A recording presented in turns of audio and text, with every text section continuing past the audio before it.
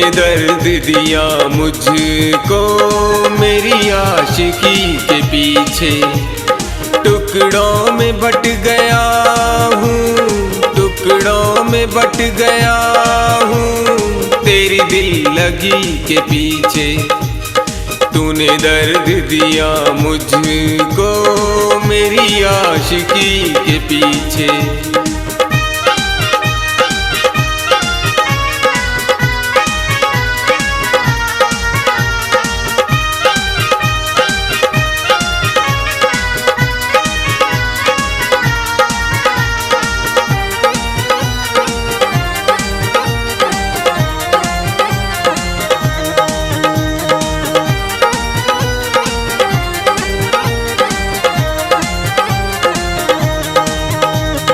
दीवाना था मैं तेरा ये जमाने को पता था।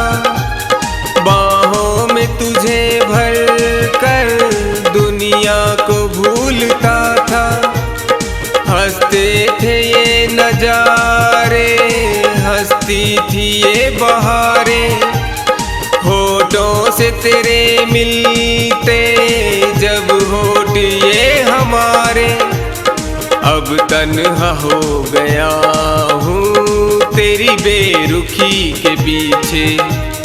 टुकड़ों में बट गया हूँ, टुकड़ों में बट गया हूँ तेरी दिल लगी के पीछे। तूने दर्द दिया मुझको मेरी आशिकी के पीछे।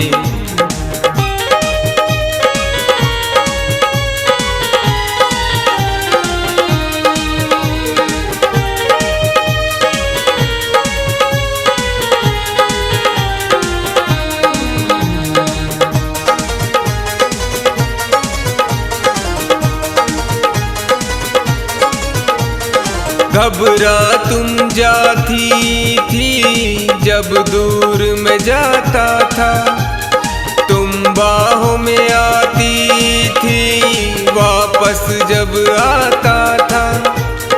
कटता नहीं पलक भी ऐ सनम बिन तुम्हारे। तुम ही नजर आते हो जब देखूं मैं नजारे। अब बन गया परवाना दीवानगी के पीछे। टुकड़ों में बट गया हूँ, टुकड़ों में बट गया हूँ तेरी दिल लगी के पीछे। तूने दर्द दिया मुझको मेरी आशिकी के पीछे। तूने दर्द दिया मुझको मेरी आशिकी के पीछे।